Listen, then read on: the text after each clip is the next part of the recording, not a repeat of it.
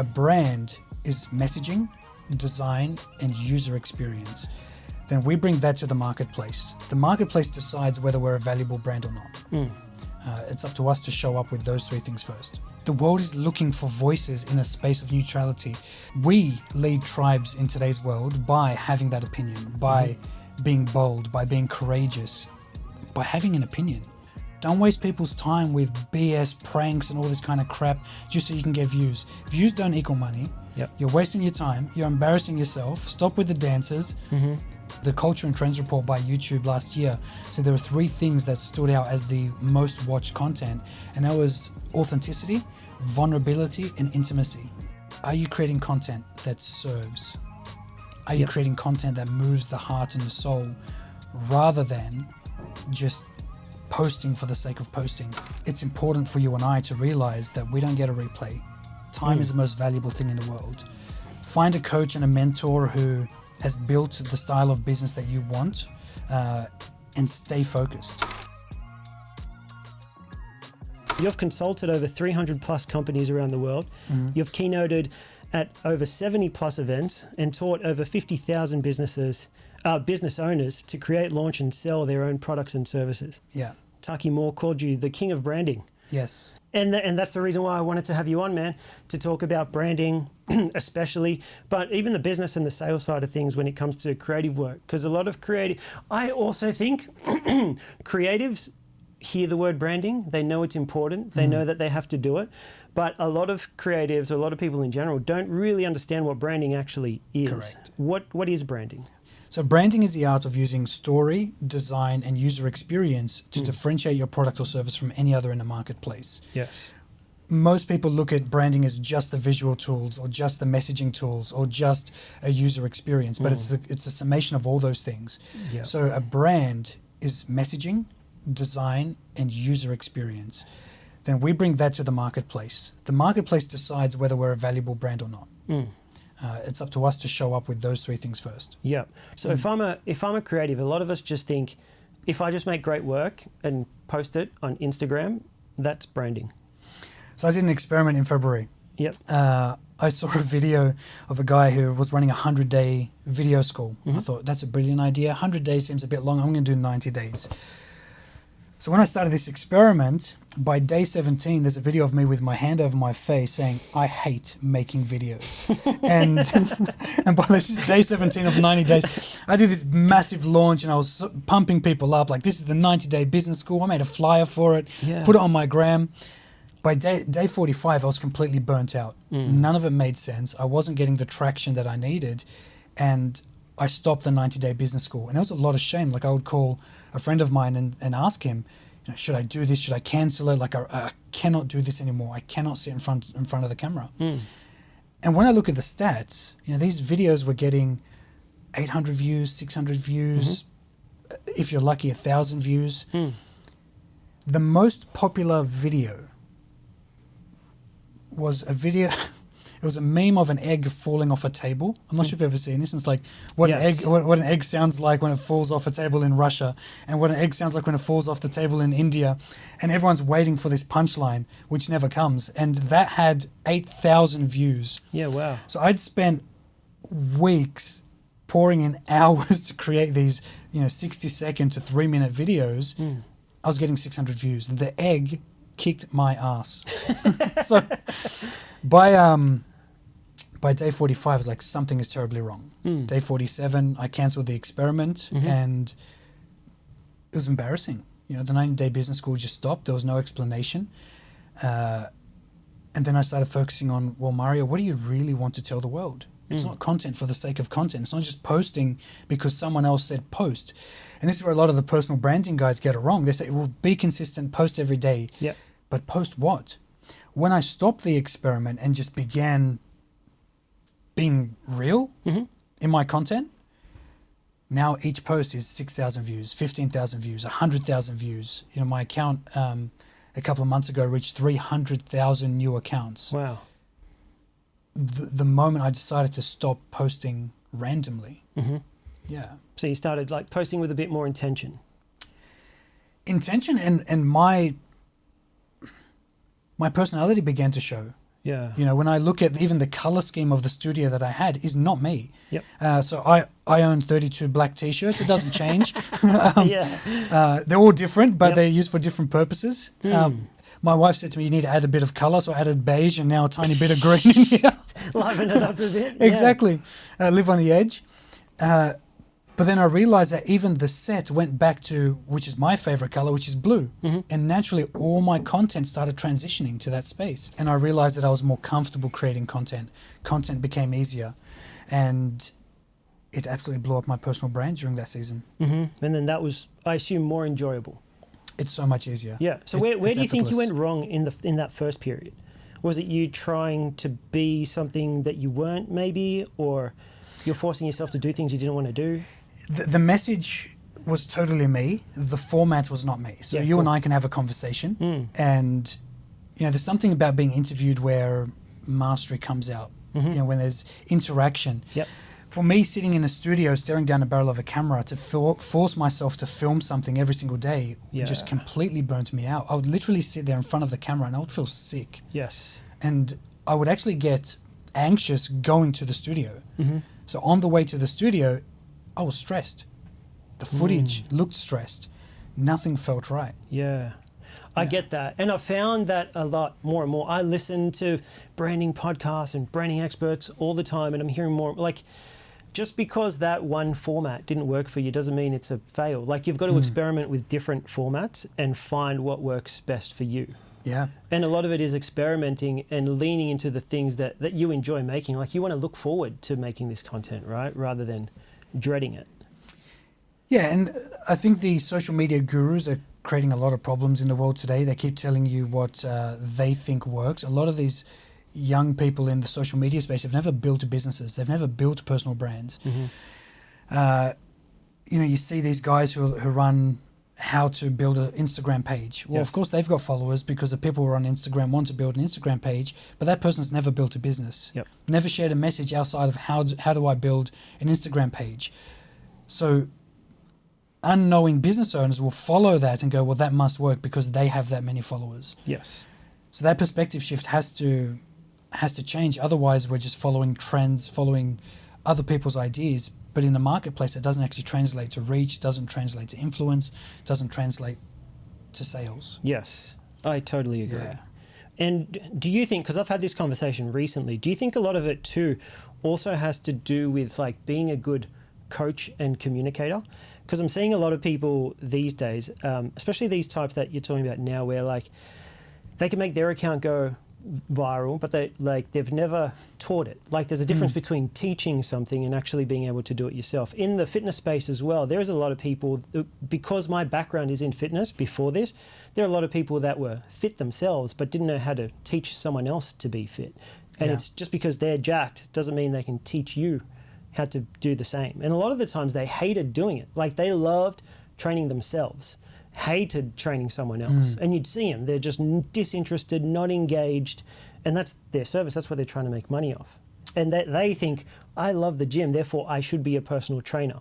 The same way some people think, I love making content for myself, therefore I should teach other people how to make content. But they're two very different things.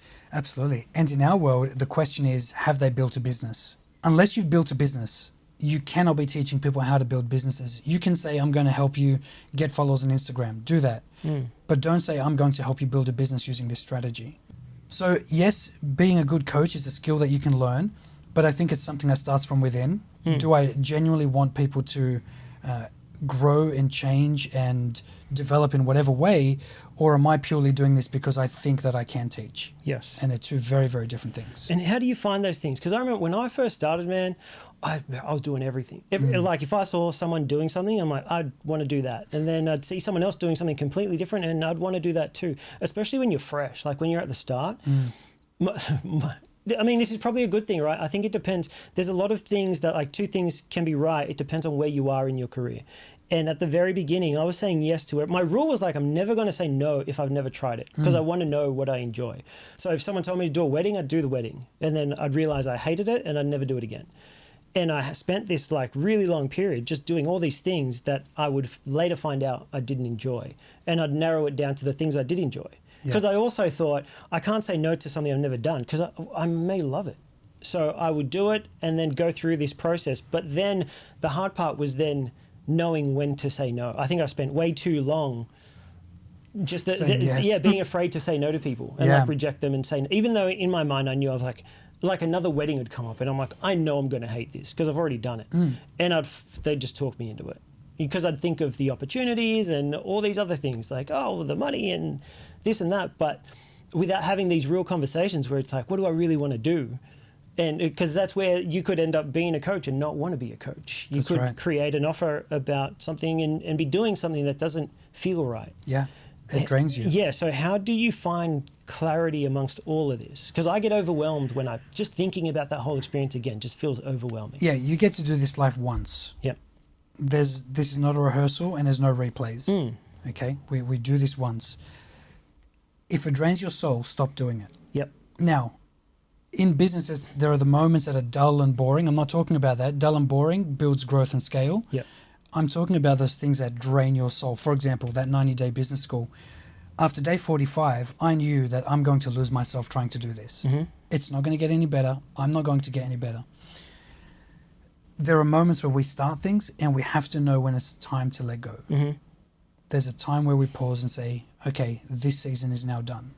I've had ventures throughout my life and throughout my career, uber successful, making bank, and I'm like, I've lost my soul in this process. And yeah, that's why, the good book says, what does it profit a man to gain the whole world and lose his own soul? And it's important for you and I to realize that we don't get a replay. Time is the most valuable thing in the world. Find a coach and a mentor who has built the style of business that you want, and stay focused. If a shiny object comes up, because we're all dopamine junkies, just go play with it for a little bit, but come back quickly. Because that one thing that you're trying to build needs to be the one thing. The main thing has to remain the main thing. Yes. So as a creative, how do I find out what that one thing is? I feel like building a brand sounds cool, but it's like, why am I doing it? What am I trying to achieve by doing that? It's the same thing as we go back to that 90-day challenge. The goal for you wasn't to make 90 videos. It was something else. And in the process of doing that, you realized you weren't going to get to where you wanted to go. Yeah. What I'm trying to find out is how do we figure out that thing, like that North Star? Because it's like, cool, it sounds mad to build a personal brand, but why am I doing it? And knowing why you're doing it, I think makes it a lot easier. It makes it easier for me, it made it a lot easier to know what to say yes and what to say no to. Even finding a mentor. If I know where I'm going, it makes it a lot easier to find a mentor, because if that mentor is where I want to be, then they may be worth the investment. Investing in, yeah. But if I don't know where I'm going, all the mentors are going to look exactly the same to Correct. me. And I think the struggle at the beginning is like, what am I really trying to achieve? And then how do I build a personal brand that allows me to achieve that? As I'm listening to you talk about this, I'm thinking, I think about my life. I started off and I don't share this with a lot of people. I spent 4.5 years in the Australian Army Reserves, and I was working full-time for a unit there. Wow. Later on, my family was working in close personal protection, so we moved into that space. I'm sure you saw the part on my Instagram talking about how I was running events. I got into events because my family was in event security and close personal protection. From there, I met a guy from a very well-known entertainment brand, and he said to me, "I'm running this seminar on event marketing. Would you like to come and present at it, because you guys now run these event brands?" I said, "Sure, let's do it." Wow. Then I got introduced to the seminar world. After being in the seminar world, teaching music companies how to build their events and build their brands, I realized that the skills in the event space were transferable to the small business space. If I can compel 13,000 people to buy a ticket, then can I use those exact same skills to bring someone into a small business? Yeah. And I realized that it was transferable. So I did that. Now, between then, I've run an agency. I've built and sold many businesses. Dopamine junkie thing. I love. Yeah. So, I saw this thing the other day. Said ADHD is when you should be folding the laundry and then you go start at the laundromat. that's exactly what my life has been. Yep. And it all started with, strangely enough, I was in the army. And now I travel internationally teaching marketing and branding. Yep. How do you plan that out? There's no plan for this. So, when people often, I hear the question, like, how do I find my passion? It'll find you. And I know that sounds like esoteric and woo-woo, but you'll find the things that your soul hates. Yep. And don't do that. The idea of me working in a space now where, even in the protection space, that doesn't light me up. If anything, it kind of kills my soul that people need this type of security and whatever else. And then I see the work that my mum's done with different agencies. I'm like, that's not me. So how do you plan this out? I don't know. You're right. But what you can do is find mentors who have done it, be discerning, and be very cautious of shiny objects on social media. Yep. There is always someone trying to sell you a course for something. And you have to be able to put the credit card back in the pocket and say, number one, I need to preserve my wealth, because every time I buy one of these crappy courses that aren't going to serve me, I'm stealing gold out of my own vault and giving it to some bloke. And it compounds, whether it's a $17 program, $37 program, a $30,000 program, it's irrelevant. You cannot buy your way out of bad branding. You cannot buy your way out of confusion. It takes time. Yep. I agree with nearly everything you said. I just feel like we're, as it's a creative pod. So as creatives, we feel like we have to figure everything out by ourselves. And we're trying to figure things out that we don't know. Yeah. Therefore, we think a mentor is the right idea because they're going to teach us things that would accelerate how we learn rather than us trying to figure it out on my own. Like if I know I could figure this out on my own and just make mistake after mistake after mistake, and it would take me 2 years. Or I could talk to you and you could have told me to avoid half of those mistakes and I would have gotten there in half the time. The problem is knowing who to invest in and who to trust.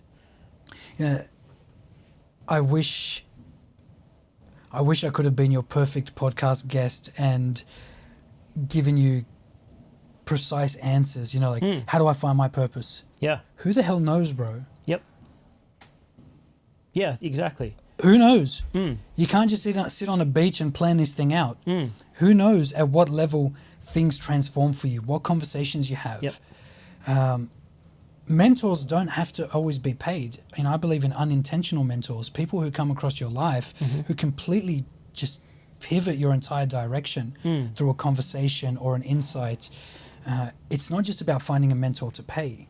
Yep. Throughout your life, you're going to meet people who set you on a completely different trajectory. Yep. Like that one guy who I met was running a seminar on how to market events, but now I'm in the seminar industry teaching people how to build personal brands. You can't plan that. No. So finding a mentor happens when you have at least some direction for a season. Yep. As creatives, for a season. there's a lot of, I think for the season is the most important part. For this season, I have a mentor or a coach for this purpose. I want to build a product line. I find this mentor. I want to grow on social media. I find that mentor. Yep. Exactly. And that's why I feel like a lot of advice that you hear online is so contradictory because it depends on what season you're in. There are times where you need to focus on this one thing, and then you could hear someone tell you to do the complete opposite because they're at a different phase in their career. And it's right for them. So no one's wrong. But as the person consuming it, you get confused. And the algorithms are designed so well. The algorithms are preying on your weakness. So if the algorithm realizes that you're confused, it's just going to send you whatever. And because we're dopamine junkies in today's day and age, we're going to buy the next best thing thinking, well, this is going to help me make my next break. This is going to launch my business in to the stratosphere.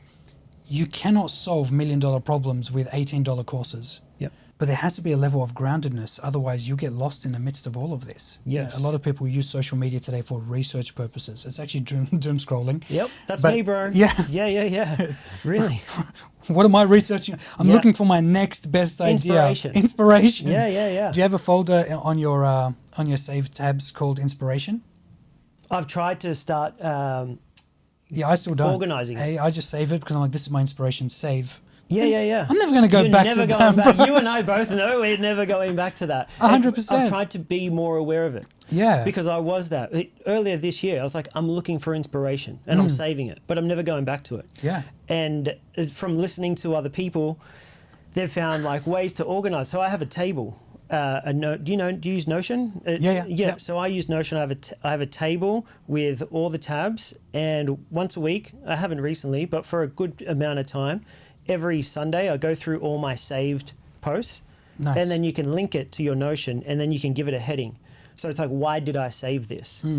And so all the links will be on this table, so I can always go back to them, but they're all have a note next to them. So this could be photography ideas. I just love the text in this. This is a great launch idea. So if you ever want to launch a product, this was a great, and I'll leave little notes. Yeah, nice. So that when I do need real inspiration, I can go back to that, which is great. That's worked really, really well for me, but I'm still doom scrolling. Yeah. When I'm in that process of saving, I'm saving one thing, but I'm watching shit 90% of the time. And at the end of that session of looking for inspiration, I don't feel like I've been efficient with my time. If we do not take control over our experience on these social media platforms, we will lose ourselves. And with the rise of the mental health crisis that we're seeing, this experiment is failing miserably. So as business owners, as creatives, as trainers, coaches, whatever it is that we do, we are not designed to consume and consume and consume and consume and consume. It's unnatural and it has to bloody stop. Yep. You want to take your business from 5 figures to 6 next year or 6 figures to 7, spend less time on that damn thing. Yeah. It's strange as well because there was a season where we could give people strategies on how to grow their business. Now I spend most of my time telling people what not to do with their life so that their business can grow. All the tools and strategies for growth are there.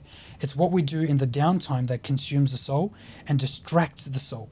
So the next season of growth for so many is doing less of what the world is pushing you towards. With my relaunch after the 90-day business school, I thought, hey, I'm going to set up my studio properly. I'm going to make this a space where I get to be creative. I get to stand up. Fully decked out this whole damn thing. 80% of it was a waste of money. Yep. I've simplified now from 4 monitors, one for the live stream, because you got to have the live stream, one for my slides, because you got to have the slides, one for comments, and then my laptop. And then I replaced one of the screens with a teleprompter. Now I've got a teleprompter and my laptop. Yep. The rest is just noise. So there's a shedding away that has to take place. I think by the time anyone hears this conversation, they already have too much. And they need to start letting it go. Yep. It doesn't have to be that complicated. Running a podcast, you don't need 10 people. Right now there's 2 of us in this room and you're doing an extraordinary job. Why are we just building teams and tools and crap, and it's completely unnecessary. Yes. I think we get distracted really easily. And it's knowing that there are benefits to it. Like there are businesses that rely on their social media, their organic, their creative work to get business. And the problem is that while doing that, they're also getting distracted with things. And it's like narrowing down your effort and your energy to the things that are the most efficient without getting distracted by all the crap. Yeah. And I think that's what you're saying. Like a lot of people, like they achieve X, but in order to get there, they've been distracted and it's taken them so much longer because of all these things. There are too many distractions and we need to kind of train ourselves to like use this for its benefits. That's right. We need to reclaim control, not by what's the next big thing that I'm going to build. It's by separating ourselves from these platforms. And when you create content that's authentic. Create content that's real. Create content that serves people. Don't waste people's time with BS pranks and all this kind of crap just so you can get views. Views don't equal money. You're wasting your time. You're embarrassing yourself. Stop with the dances. The world is starving for authenticity. the Culture and Trends report by YouTube last year. So there were 3 things that stood out as the most watched content, and that was authenticity, vulnerability, and intimacy. So, are you creating content that serves? Are you creating content that moves the heart and the soul, rather than just posting for the sake of posting? It doesn't work. Very good. It's hard to do though, to create that connection, vulnerability. It's scary to put yourself out there. Yeah. You're someone who does, especially even reaching the level where you're speaking on stage, like you're putting yourself out there, open to criticism, open to failing publicly. And I think a lot of people are afraid of that. Yeah. And that's why they don't get that connection or engagement, because they're afraid to be vulnerable. They're afraid of criticism. They're afraid of people disagreeing with their opinion. How do you overcome that? Well, you're not as special as you think you are. No one's sitting there waiting to critique you. And if they do, I had one bloke who was following any of my ads on Facebook and Instagram. He would comment on every single ad, like with a poop emoji or a clown emoji or something. Yeah. And I was thinking, what is this guy? And that's the space. I mean, the internet is a wild freaking place to, as you would know. Yep. People say and do the strangest crap on the internet. And then I realized the more he did that, the more it actually pushed the ad out into the algorithm.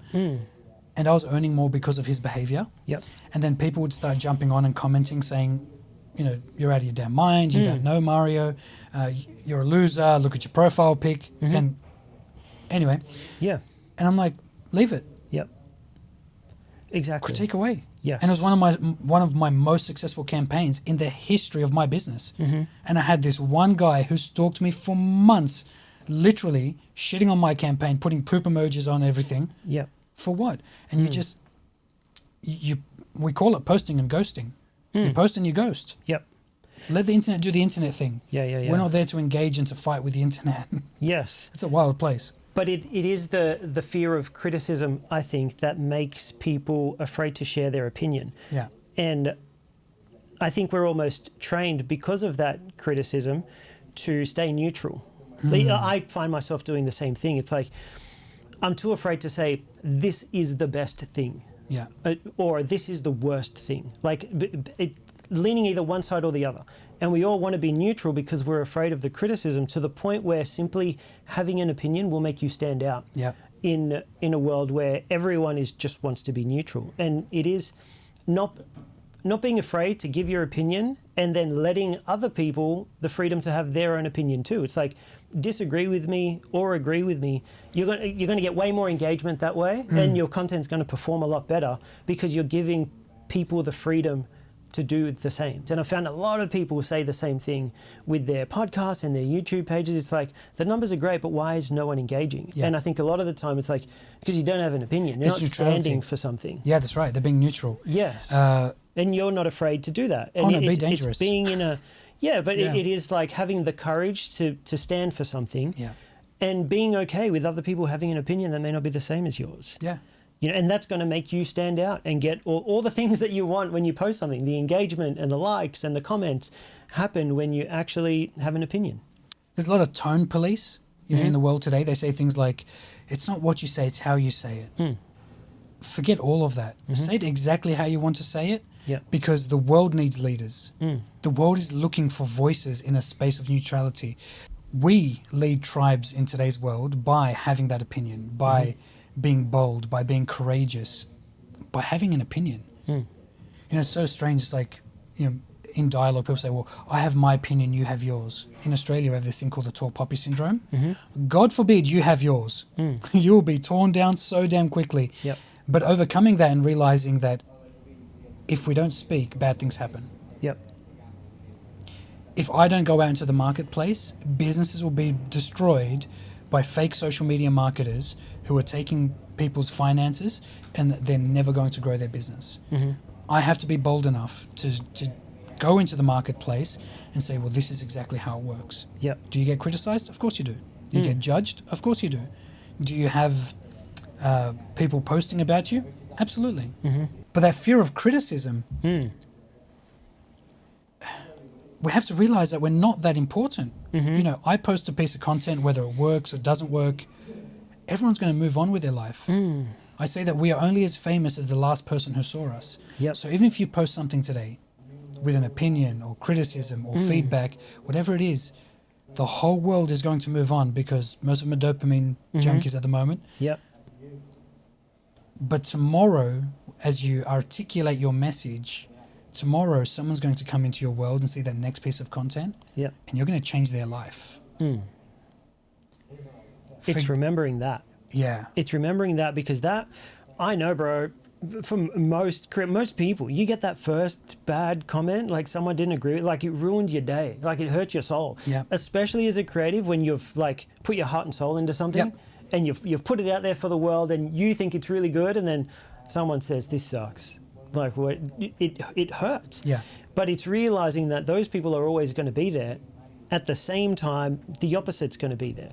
That same piece of work can inspire someone else and change their life. 100%. And that's how you find your tribe, like you were saying. It's how you find your audience. It's how you attract the people that you want to be around. But that comes from putting yourself out there. Yeah. Like those people, you've said it before. If people don't know you exist, you're invisible.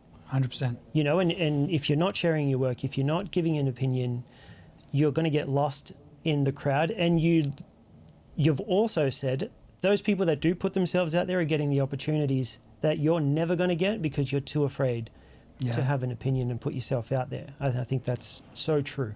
Opportunity is a hasty goddess. You know, opportunity is brutal.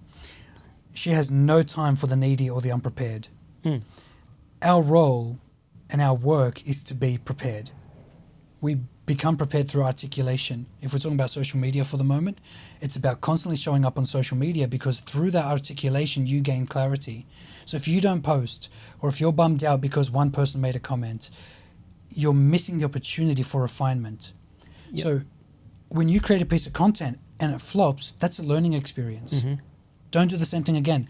Don't do the 90-day business school, and by day 45, the most popular video was an egg falling off a table. Don't do that. Yep. But unless I went through those 45 days, I would have never known that this is not the style of content I want to create.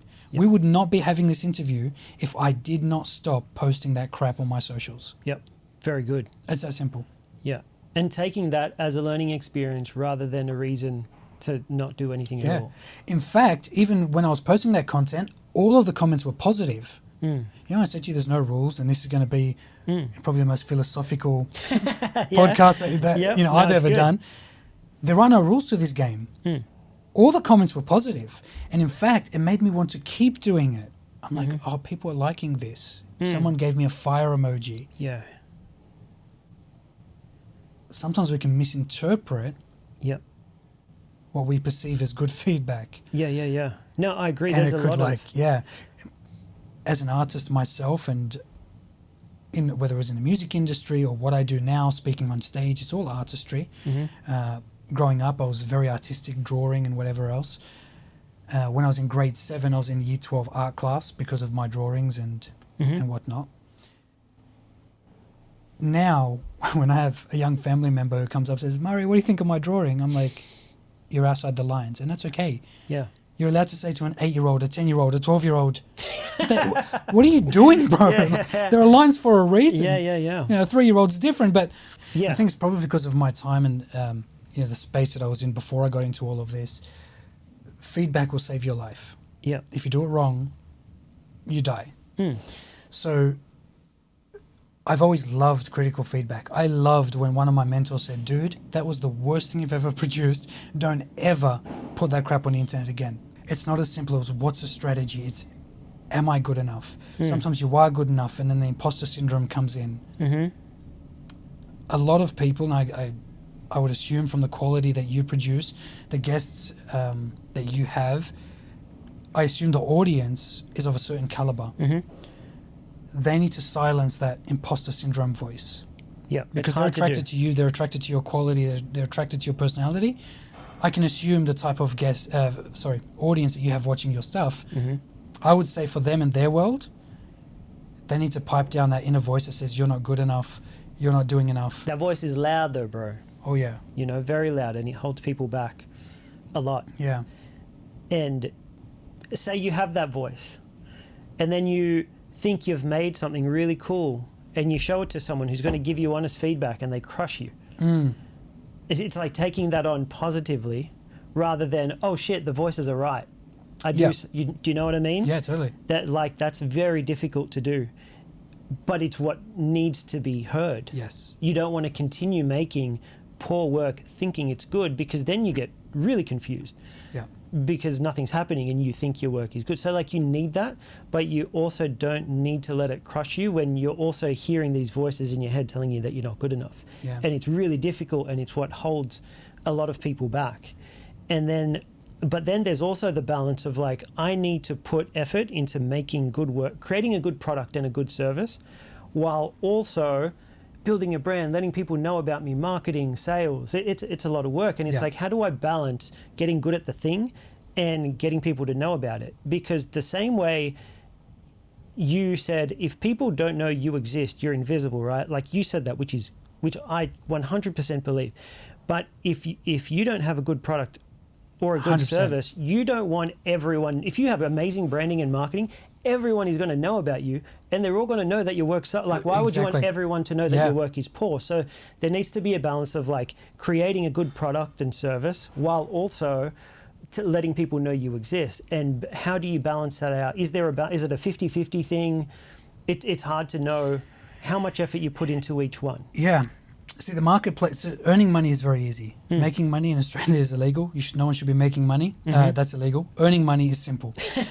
Yes. Earning money demands of us one thing. Yep. And that is to bring a product or a service to the marketplace that's worthy of being paid for. Now, if you have a product or service that's worthy of being paid for, that's when you ramp up the marketing. Yep. You know, the complexity of this type of conversations, as there are so many talented people, and I know them personally. And I say, dude, what on earth are you doing? Why are you not scaling this thing? Why are you not out in the marketplace? Why are you not living the life that you could be, because you're holding yourself back? And I think it's because we're too smart for our own good. Generally, the ones who are the best are the most critical. That's how they became the best, because they constantly refined. It's the dumb ones that usually become the most successful, because they have no idea what's good or bad. Yeah. They're just like, delusional. I'm going to promote. And then they get the attention. Yeah. But the ones who are generally the most talented are the most silent. Yep.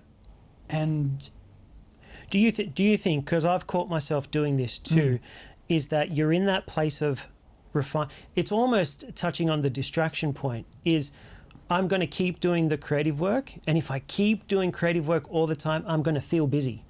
And if I'm busy, I feel like I'm doing something and I'm progressing. When in reality, I'm avoiding the work that I know needs to be done. But because I don't understand it, I'll just keep doing more creative work.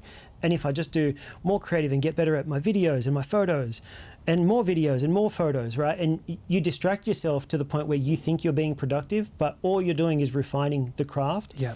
And you're not doing any of the branding, the marketing, the sales. You become stagnant. But you don't understand it, so you avoid it. But to make yourself feel better, you tell yourself you're busy, but you're only doing you're only working on the product or the service, and you're never doing any work to build your brand, let people know you exist. And I found myself in that point where I'm like, when people ask me, I'm like, I'm busy, man. I'm working all the time, but I'm not working on the right things. Yeah. Busyness is not business. Yeah. They're two completely different things. Yeah. A lot of that was me not prioritizing well. I'm like, if I'm just busy, that's great. I'm doing the right thing. But if I'm not prioritizing the right things, it's going to lead me nowhere, and it leads to burnout. You know, I always prided myself for the first 3 years on like working 7 days. I had a schedule. I worked 10 hours every single day, 7 days a week for almost 3 years, and I thought, I've made it. Yeah. I thought I made it. You know, and then I realized about 3 years in, like, one, there's a ceiling to that. Like, I realized, shit, I'm going to have to keep working 7 days a week, 10 hours a day for the rest of my life if I want to keep this going, which was terrible. And then I saw other people who weren't working anywhere near as much as me progressing way further than me. And that's when I had to realize, like, I need to prioritize my time. Yes.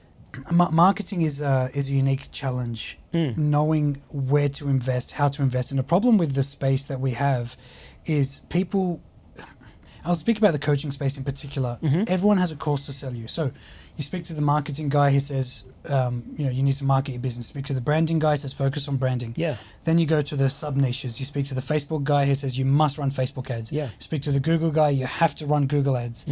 None of those things in their summation is fully true, right, or real.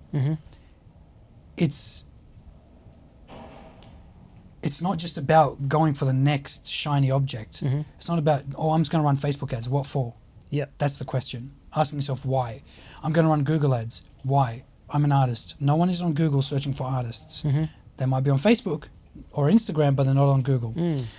So understanding how to use the tool at the right time in the right way is very important. I don't run any Google ads and it works for me. There are others who run Google ads and it works for them. I'm not going to go copy their model. Yes. Their advertising model because it works for them. It's just not true, right, and real for me in my business.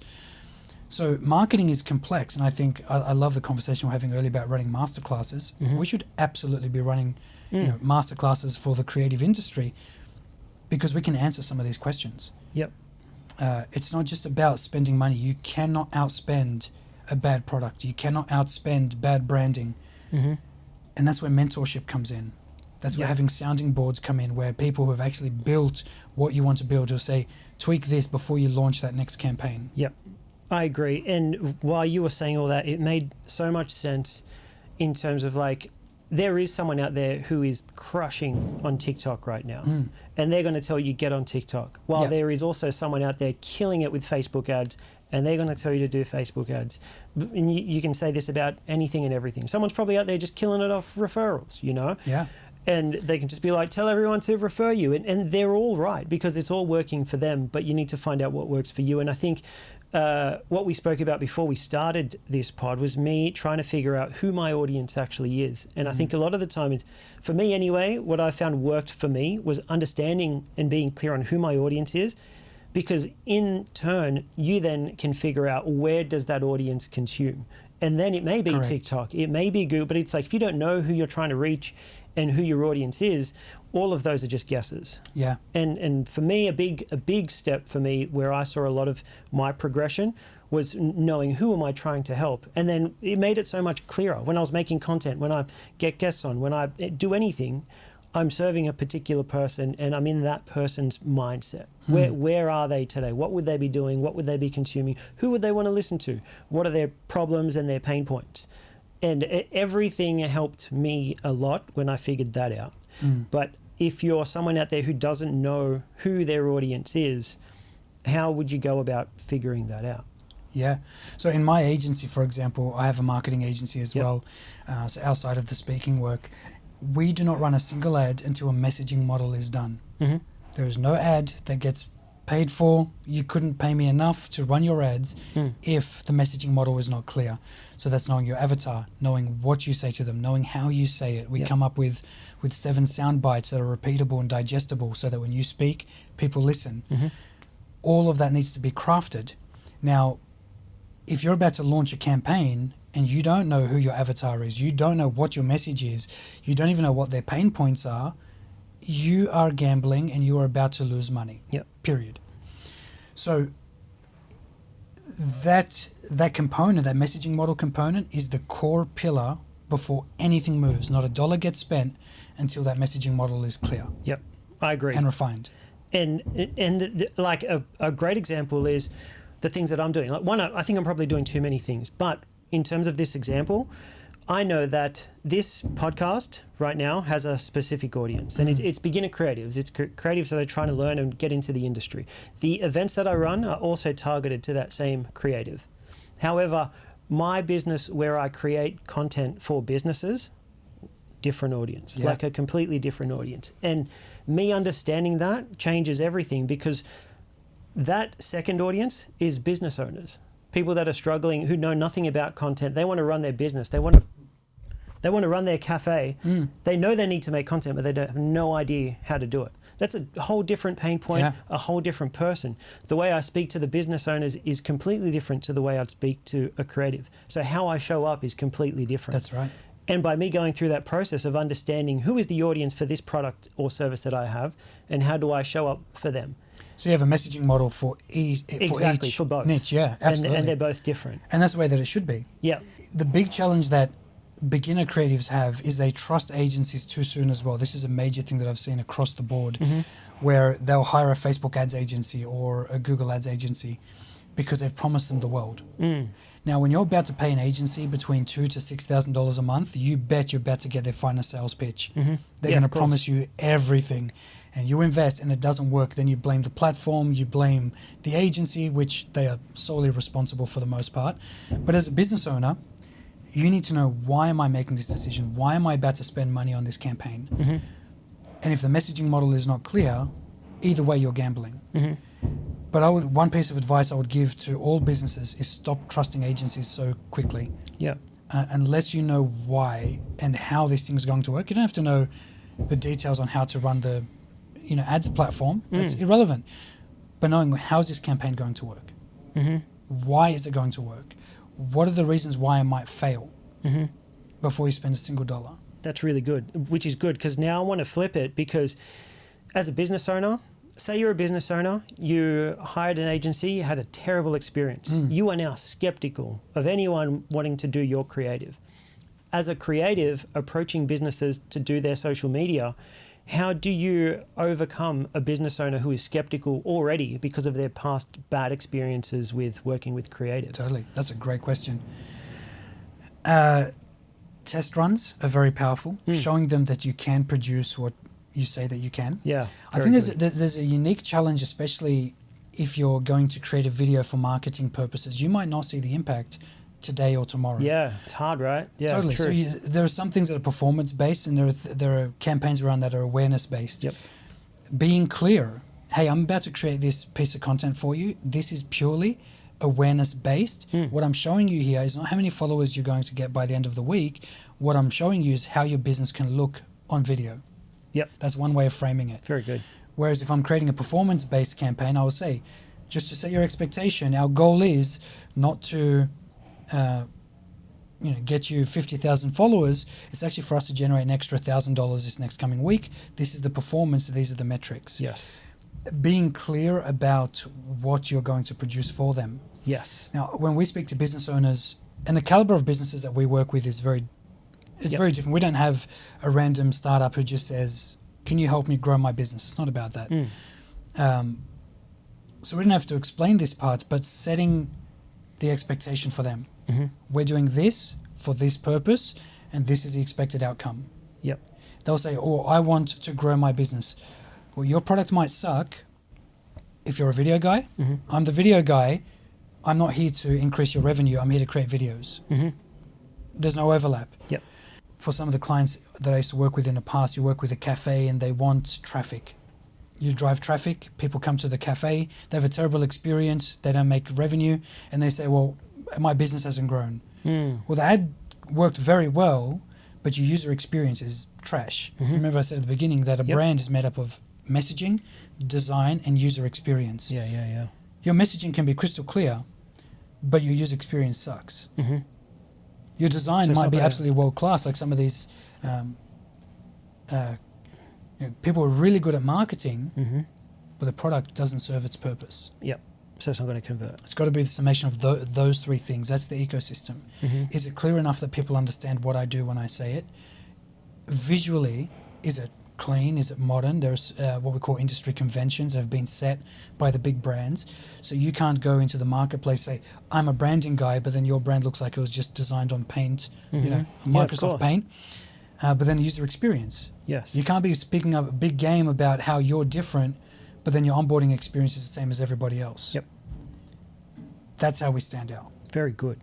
And I think it's very important for a creative to have a basic understanding of everything you're talking about, because then when they approach a business and they start working with a business, they're very clear on like what the outcome of like what they're trying to achieve is. Because a lot of the time when I first started out and I started making content for a gym, if neither of us would know what we're trying to achieve here.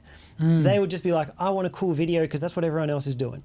And then you'd give them the cool video and they will just expect that it's going to go viral and the floodgates are going to open. And then no one is satisfied by the end of it when none of that happens. Yeah. And it wasn't until I had a basic understanding of what you're saying where I could then, when a business now asks me to do any work for them, it's the conversation beforehand that's like, what are we trying to achieve?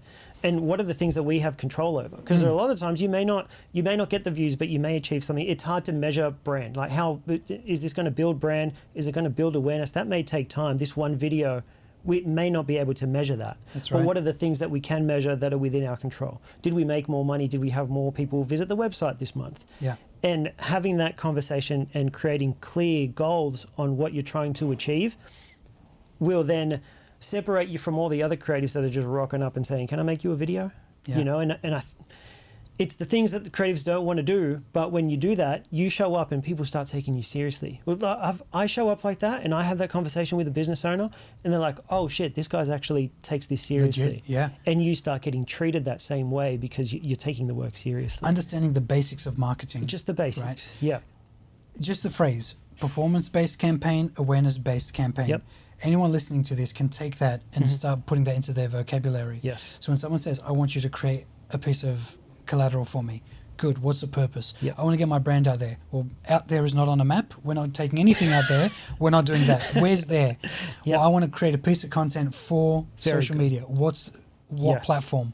What purpose? Yes.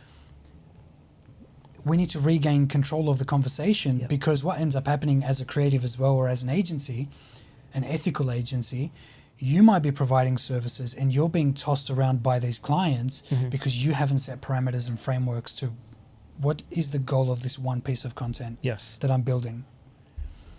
Very good. Yeah. Very so, good. So understanding the basics of marketing. Don't become a marketer because that's a shiny object. Then next thing you know, Yeah. the video guys are running seminars. Yep. That's not what I'm saying.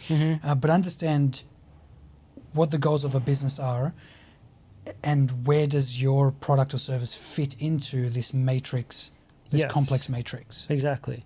And it's finding your place in there and understanding that, like creatives are, I know most creatives are just all about the art and the artwork, but it's understanding if you want to work with clients and you want brand deals and you want businesses to do work with you, it's to them, it is marketing.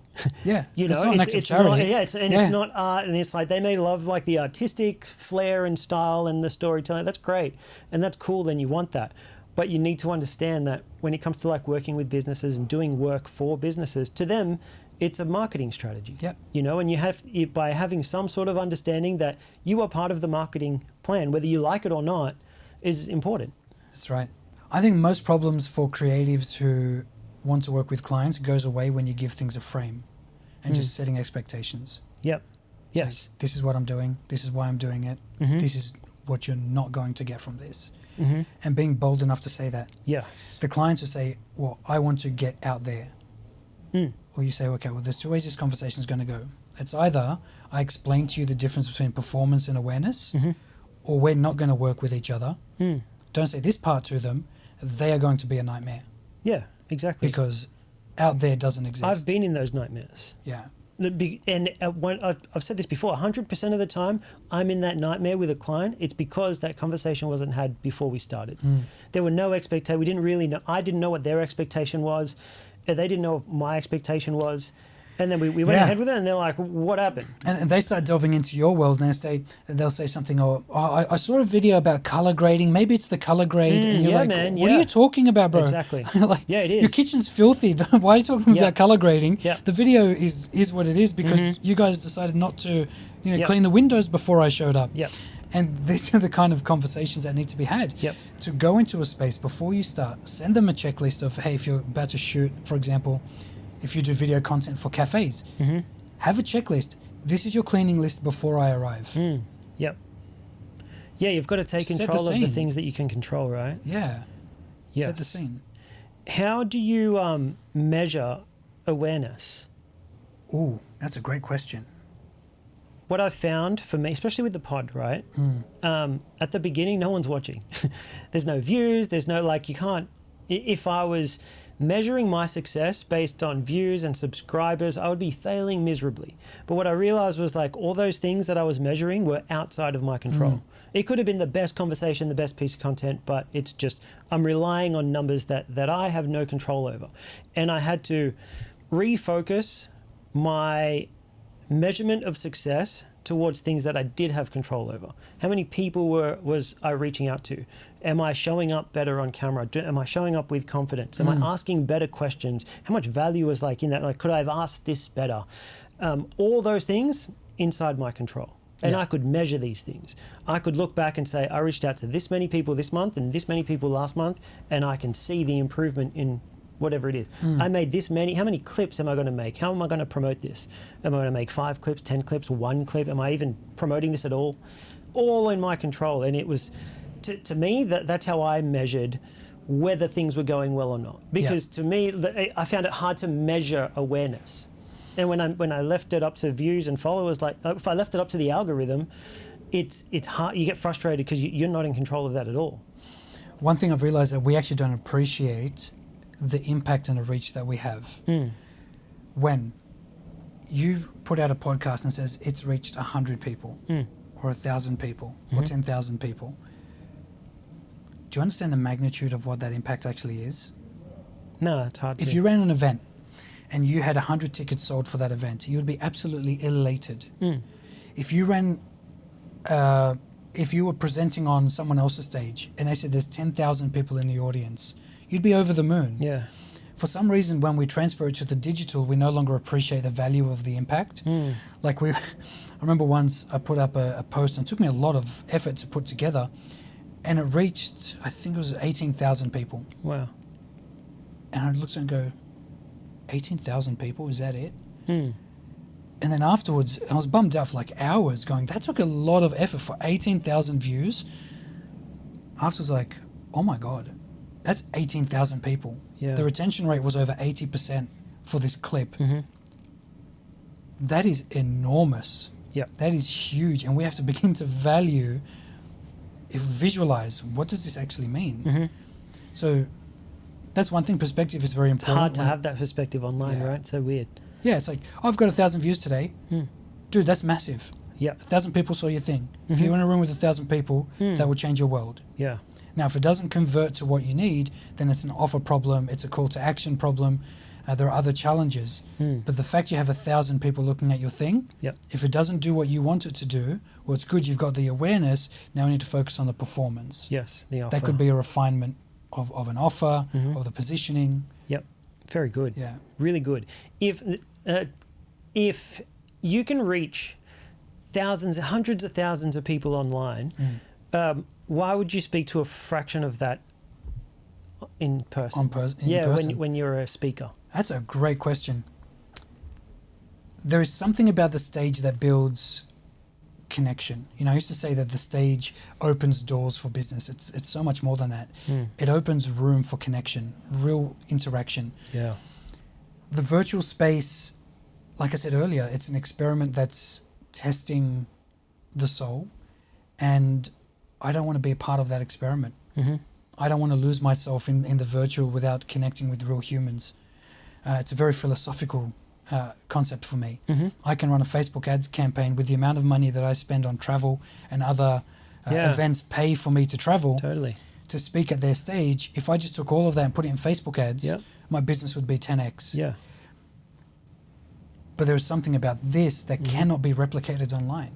And I don't want to get to the end of my life. And by the way, the virtual is unnatural. We have to talk about philosophy. You can't separate philosophy from business, otherwise we become machines. We're not machines.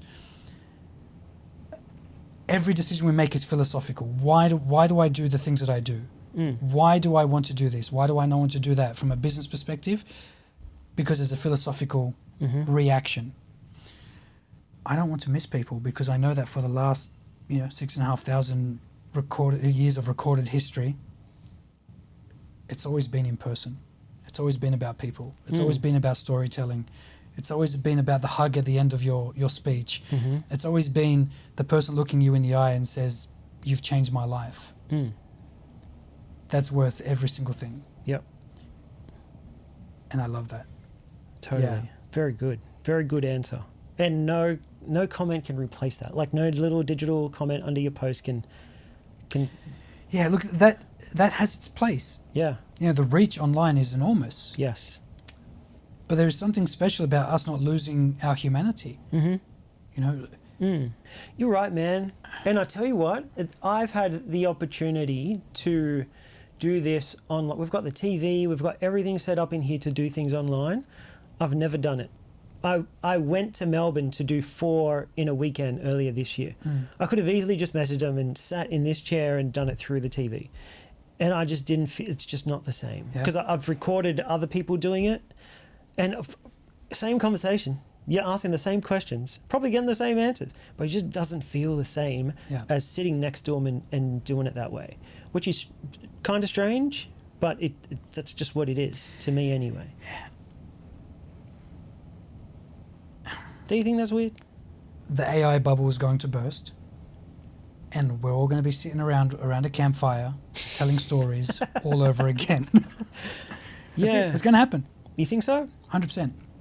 I think AI is going to destroy more businesses in the next 5 years than build them, and I'll tell you why. At one point a few months ago, ChatGPT was hallucinating. That's one challenge, is that they're still testing all of this. People are using these tools to build their businesses. How many times, this is the second problem, how many times have you ever told ChatGPT, you're stupid, I'm smart, you're wrong, I'm right, and it says, thank you for clarifying, yes, you're right. Yeah, it does. Everybody's done it. It agrees with everything. People are trying to build their businesses with these things, with these tools. Do you understand how dangerous it is? Now imagine a mentor gave you the wrong piece of advice on how to build your business. And if you're a creative or you're a beginner creative who doesn't know any better on how to build a successful business, you're just going to do what the machine says. Yes. And you don't have the wherewithal or the understanding to go back and say to this machine, actually, in fact, that's not how this works. Yep. Now you create something and then have the tool refine it. That works. Spell check. I'm, you know, my wife thinks I'm on a spectrum. She doesn't know which spectrum, whether it's ADHD or anything else. I have my quirks. And one thing that I know is that machine can never replicate my voice. Yep. So I'll take what I say. I'll record a piece of content on voice notes because I speak better than I write. Then I'll take it, put it into the machine and say, proofread this and put it into text. Yep. But if I was to go and try to explain this conversation, the depth, the complexity, the nuances, the challenges of what it means to build a business, the chat could never replicate the complexity of what it is to be a beginner creative trying to build a life for themselves. You're going to ask chat, how do I build a business? It's going to say step 1, 2, 3. Every time you've asked me how do I build a business, I go through this plethora of examples and go, it's not that simple. In my mind, there's just tabs opening, going, I remember when I did this. Would this work then? No, then that's not the answer. I remember when I had this experience. Would it work there? No, that's not the answer. But that's the complexity of business. That's the complexity of life. And it can only be dealt with in community. Yep. And I think even personal growth comes from, like, I've heard you talk about like building businesses. There are so many lessons in terms of who you become as a person, and going through it yourself and figuring these things out yourself, you change as a person and your values change. The person who you become is completely different. And by allowing a machine to do those things for you, it's robbing you of all these lessons of you becoming a better person.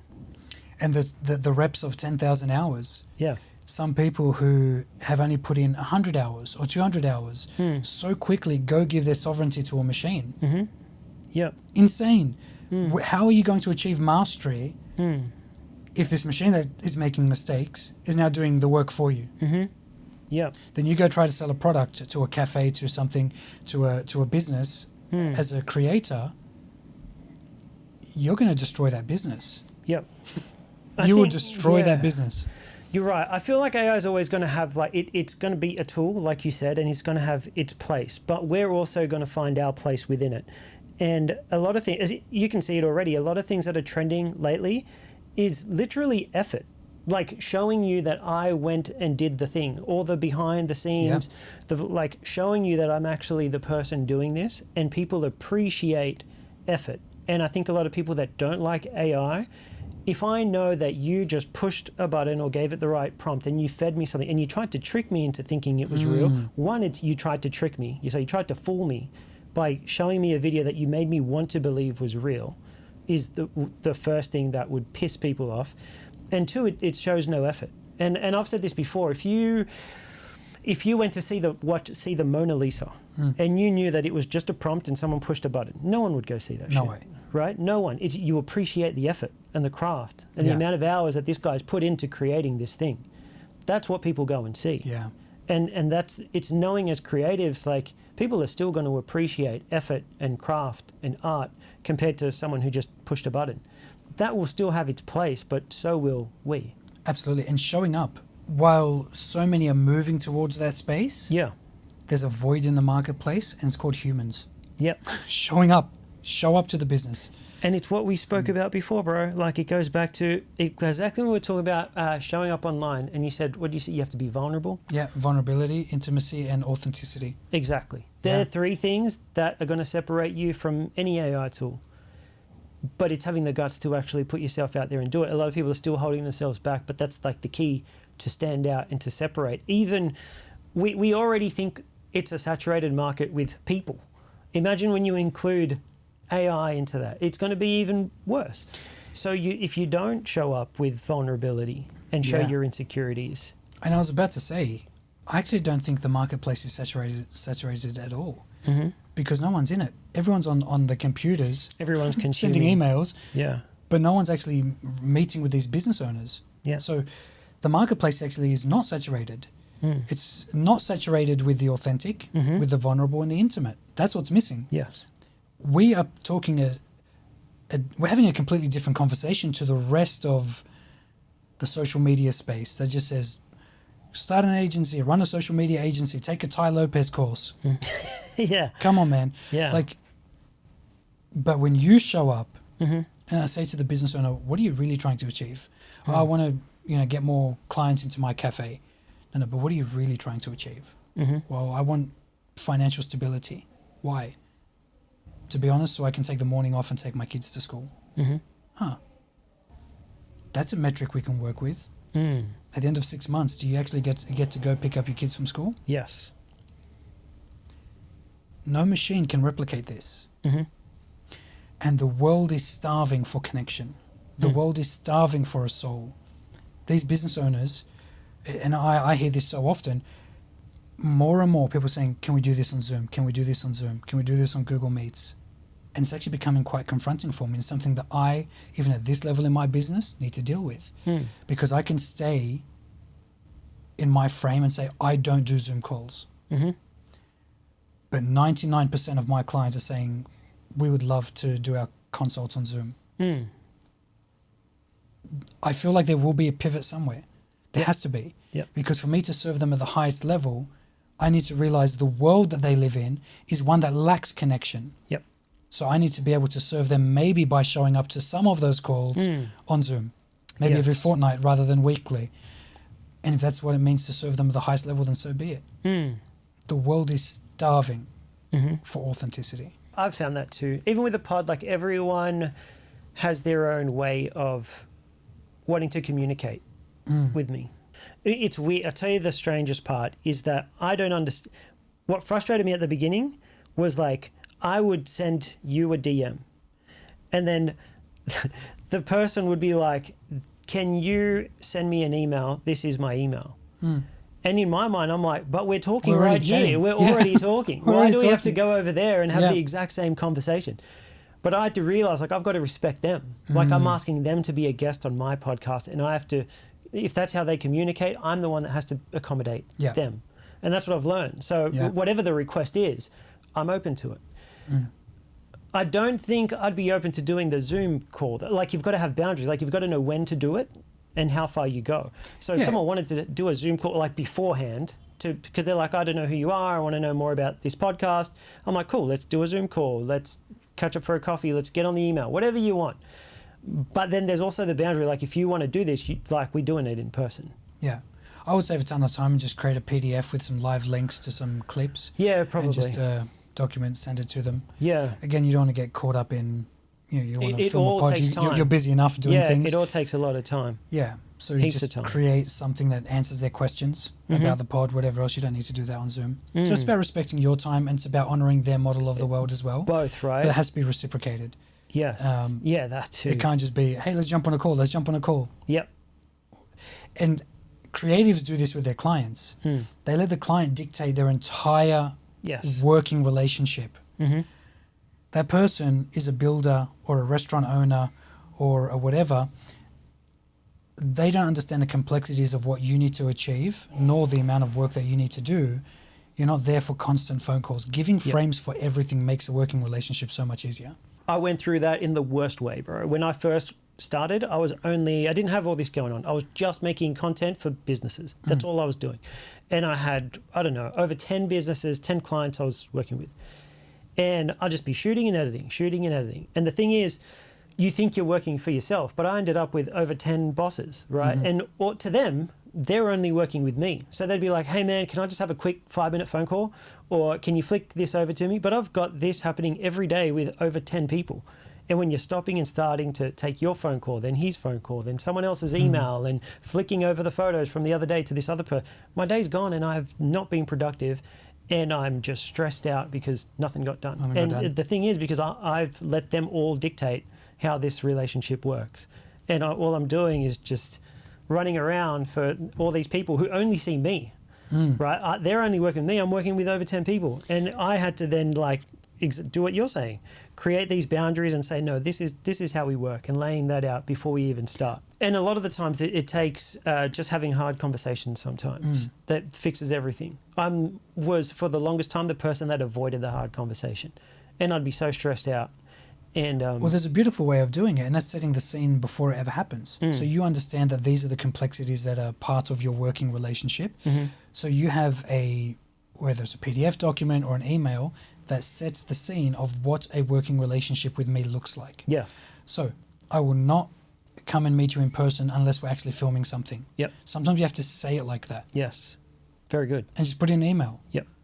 So before they start working with you, they've already agreed to these conditions. So whatever is annoying and burdensome and cumbersome in your business, and you just keep building on this email. It's like a list of all the things I'm not going to do. Yes. And I do this with clients. I do this with speaking events. Yep. Here are the things I'm not going to say. Here are the things I'm not going to promote. And I don't have to repeat myself. Yeah, you're right. I have that exact same thing. I've been through that same process where every time something bad happened with a client, I would then change something about my process so that it never happened again. Yeah. And I would build on it, which I think is great. And I think when you start out, that's probably what you do have to do. But I also think that finding the right mentor would probably stop you from having to go through all those things at the same time. I felt like, man, I'm going through all these mistakes every week, and I'm getting better because every time I'm finding a way to create, better communication before we get into this. But I'm having to go through every single one. Yeah. When I know, bro, for a year and a half, I'm like, I know. While I was doing something, I would be thinking, I know there's a better way to do this. I just don't know it. And I'm sure that there are creatives out there who have been in this game for years. I was in my first year, that are doing this way better than what I'm doing right now. And I'm just learning as I go, which is good, but also bad at the same time, because I feel like it took me way longer than it probably should have to get to where I wanted to be. But you're right. It is creating better systems before you get into it so that you do show up properly and people treat you with the respect that you deserve. That's right. They get to focus on the art rather than the minutiae, because you're not their staff member. Exactly. I think that was the big frustration, because then you're like, all I've done this week is get back to emails and meet people for coffees and do all this other shit, and I haven't done what I want to do. The reason you get into this is to pick up a camera and be creative, and you've spent 1 day out of 7 being creative, and the rest. And when you do that, you rock up with this masterpiece, this work of art, and they go, oh, it doesn't work. Well, we want a refund. Yeah. After you've done all the chaos, because they don't understand. Yep. They're running their own businesses. Don't let them run yours. Yes. Give those things the frame. It becomes so much easier to communicate with clients. It is. And when you are stressed out and you're going through all those things, you can't show up creatively either. Your work lacks. because you're too. And the working relationship becomes tense. You can't be creative Yeah, it when does, there's man. tension.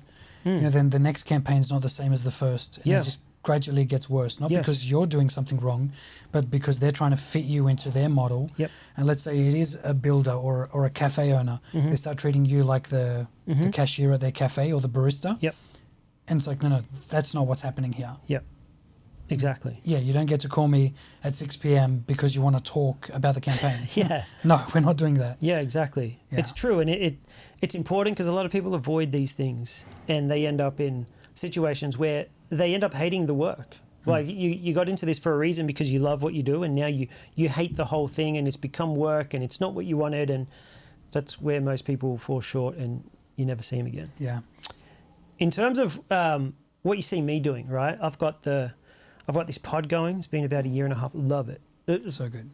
Which is great. I've got the photography studio, which I hire out to people. I use it for my own content, but I also run events there for creatives. And I run this podcast studio, so people hire it out, and I do the recording and the editing, and I do social media content for small businesses. So I do a lot. Like I said before we started, I don't think that's a great thing. Sometimes it's nice to say that you do lots of things, but if you're not doing anything great, what's the point? You know, you're not really known for anything. Like, what's your identity? He's the guy that does everything, right? And I think there's value in being known as the guy that does. It doesn't have to be one thing, but there's a very clear identity. And I feel like I was lacking that. And recently I've been trying to narrow it down to be like, what are the things that I love doing? And focus on those things. And maybe not have to do so much. And I've been going through that process. The hard thing, though, is being like, the things that I love probably aren't making me as much money as the things that I'm not really enjoying. And it puts you in a bit of a conflict. But it's like, no, if I dedicate some time and trust and I build this out, it's going to lead to eventually me making just as much money as what I'm making with this other thing. And I'm actually going to be happier. That's where I'm at. But speaking to you, what advice would you give me? Based on the things that you've mentioned, there's crossover between the tools. So, for example, the cameras, the video shoots, the social media, the podcasts. There's a lot of similarities. So I'm not as concerned with, someone who says, I run a building company and a cafe. Don't do that. Yeah, true. I see there are consistencies, and especially with the tools that you use, so that's okay. So you're not burdening yourself with spending a fortune here and a fortune there and a fortune there. Yeah. Influence is built through clarity. Yeah. So the main thing has to be the main thing, and all of these other projects are auxiliary. So if I was to ask you, what is the one thing you want to be known for? Forget money, forget how much you earn from this or that. What is the one thing you want to be known for? What would that be? I think I need to be more honest with myself with that. Yeah. There are times I've made this pod to help me when I first started out, basically, the beginner creative, which I think is good. But I also I feel like I selfishly get so much out of doing this. So good. Not only do I learn from the people that I have on, I get to ask all the questions that I want, which is great. I also get to show up on camera better. Like, I'm so much more confident, and that translates into other parts outside of this room. That's right. When I show up with clients, I'm confidence. When I'm at events, I can speak to people with confidence. All that is like, it's come out of this. So I think I need to be honest and figure out, like, why am I really doing this? Because I think the events I hold also help beginner creatives. And then I'm like, well, if that's that must be the audience. Therefore, I should probably run workshops that also help creative. But am I going down a path that I really want? I think so. But I guess sometimes you don't know until you actually do it. Preload your year with seasons, right? So your entire 2026, you want to preload the year with the events that you want to serve with, but there are events that are designed to help you grow. And as long as you're clear about, okay, this is service and this is growth, you can do both. Say, hey, I'm going to dedicate 1 hour or 2 hours a week to do podcasts to serve, and I get to refine my skills, then I'm going to do that. But here is where I need to focus so I can build my fortune. Yeah. And the parts of the fortune building that you don't love, outsource it. That's probably what I need to do. Because okay, this is good because this is exactly what it leads to. I make most of my money from making videos, social media videos for other businesses. And that's what I've done since day dot, since I started this. What I've found recently is that I hate it. Like I try to avoid it. I don't promote it. People still find me because of word of mouth. And they're like, hey man, I own a gym. Can you come and make some content for me? Because we don't know what we're doing. And then I'll take it on. And this is what it pays me well. This is where most of my money comes from. And what I found is I'm like, cool, I love the process of coming up with ideas, the creative, like we go and shoot it. That's all fun. And then as soon as we shoot it, I go back home and I'm like, I don't want to edit this shit. Yeah. And I just don't want to. I dread it. And I've realized I'm like, I don't enjoy this, but it's making me money. So like it's making me the money that allows me to do all these other things, but I don't want to do it, which is therefore I don't. And then I'm like, I wish I could do the pod and run my events, which aren't making me as much money, right? Of course. Serving these clients. So I'm like, how do I turn this into something that makes me just as much money so I don't have to do that anymore? Because it's not fulfilling. It's not the thing that makes me happy, which is weird, right? Because when you start as a creative, you think, well, I just want to get paid this much. And when I get paid this much, I'm there. But the thing is, I did. Exactly. It didn't make me getting happy. paid that much. Yeah, right. So now I'm in a spot where I was like, how do I build this to a point where I can monetize it? Workshops, events. I'm helping the creative. I'm growing on as well. And I don't have to do the thing right now that's making me all the money. Yeah. It's tough. I've been in the exact same situation. You've noticed I've mentioned my agency a couple of times. Yeah. So I've got two parts of my world. I've got my consulting and speaking and my agency. You've noticed I haven't mentioned the name. Yeah. It doesn't light me up. Yep. Yeah. We've got a waiting list, and as that list continues to grow, I'm planning on shutting it down because it doesn't light me up. Yep. Now, in your world, because the tools that you use are associated with what you do in your primary job or work, it doesn't have to be so cut. For me speaking, I don't need the agency. I don't need the staff that do that type of work in my speaking world. So I can let them go. For you, I feel like there's a way that you can either do, delegate, delete, or delay. Yep. So choose one of those four. Yeah, you're right. Especially with the editing. Can you delegate the editing? Yeah, you're right. Can you delay specific projects that you know that are going to burn you out right now, but you might revisit them later on? Yep. Do, delegate, delete, and delay. Yep, you're right. And you manage any business with those tools. Very good. Yeah, I need to hear that. And the crazy thing is that like they complement each other. Like the more I do the pod and run the event, the more people think I had a cafe recently hit me up and they're like, well, you do a podcast and you run an event, you must be the guy. Yeah. Therefore we reached out to you because you obviously must be the dude that's good at this stuff. And I'm like, well, that's not what I'm trying to do. That's not what I'm trying to do. As I said, the main thing has to be the main thing. Yeah. Find that point, and we can do that over coffee sometime. Yeah, I got true. you. Thank you. Dude, I really appreciate you making the time for this. This has been fantastic. It's everything I wanted it to be. I was going through your work before you came here, and I'm like, this is the type of guy that I know is going to help the people that watch this. And from having this conversation, you really have. So thank you for making the time, man. Thank you for having me.